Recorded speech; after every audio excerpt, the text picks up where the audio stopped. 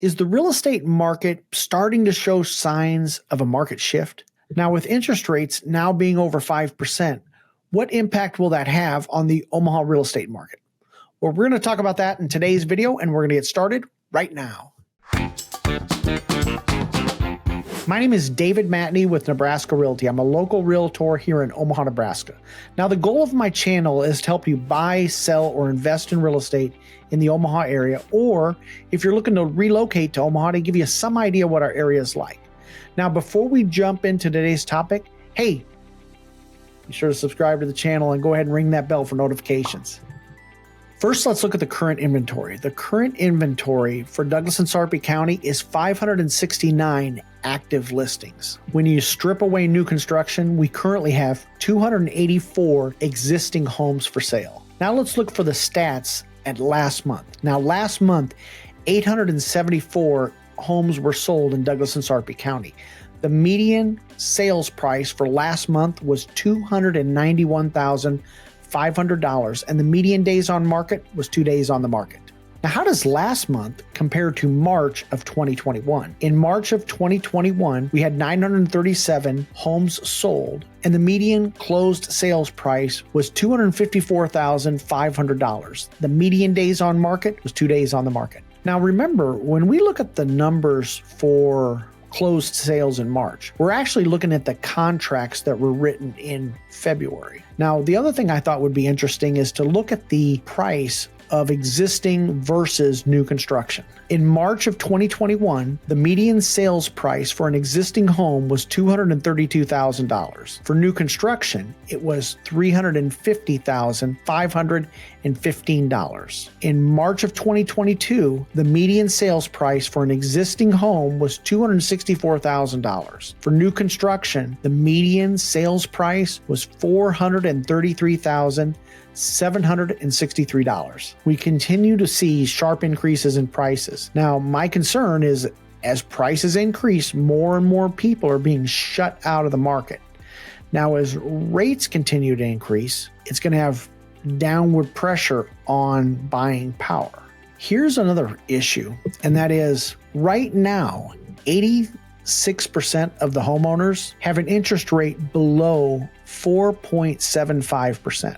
So we have a situation to where some potential sellers are trapped. You know, maybe they would like to sell, or maybe they want to sell, but they don't have to. But if they sell, they're going to pay much higher price in terms of the price of the home, and their payment's going to be substantially higher because interest rates have increased. Some of those folks, that would mean more existing homes on the market for new first-home home buyers, are trapped. That means the homes that are coming available are new construction, and that means some of those first-time home buyers aren't able to purchase those types of homes because maybe they're just outside of their purchasing power.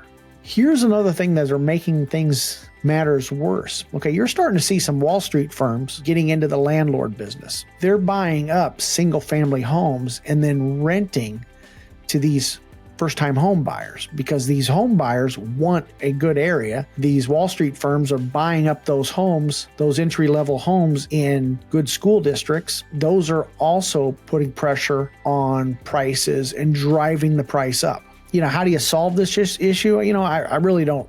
I don't know, but I mean, I think new buyers will have to buy a smaller home on a smaller lot and maybe even go into condos. And then I think that you're also going to see more migration of folks that are living in California and Oregon, New Jersey, New York, those folks moving more to the Midwest where homes are going to be more affordable. And then I also think that you're going to see home ownership being planned for at a much earlier age. You know, instead of going to an out-of-state school and paying out-of-state tuition and being in a dorm, you're going to see more kids maybe staying at home, maybe going to a community college or an in-state school, keeping their college debt down so they're not going into life with a big, massive amount of debt coming out of college.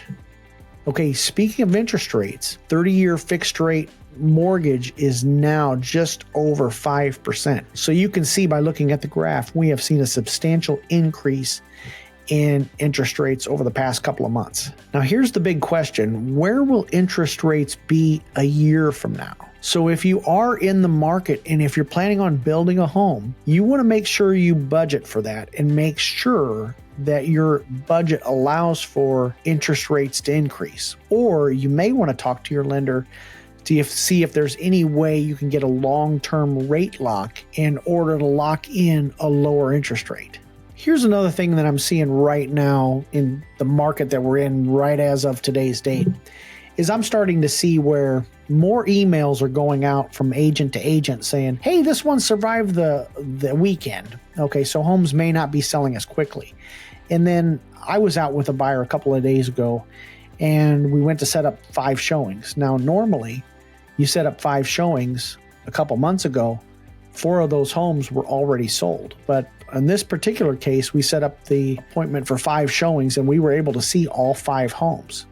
So I think you're starting to see where homes are going to stay on the market just a tad bit longer. And then some sellers may not see, the massive amount of multiple offers that they had in the past. And then I think you're also going to see things come back into play like home inspections and things like that. So that's just what I'm seeing in today's market as of today's date. Who knows what the future holds? Now, here's another thing that I'm noticing. I'm starting to see a lot more multifamily units being built. And I think that's an indication of prices aren't coming down anytime soon because somebody out there is thinking all these folks have to go and live somewhere. They may not be able to live in a home or afford a home, so they're going to be moving into an apartment building. So I think that's an indication that, somebody out there's figured out that many families, unfortunately, will be priced out of the market and be forced to rent.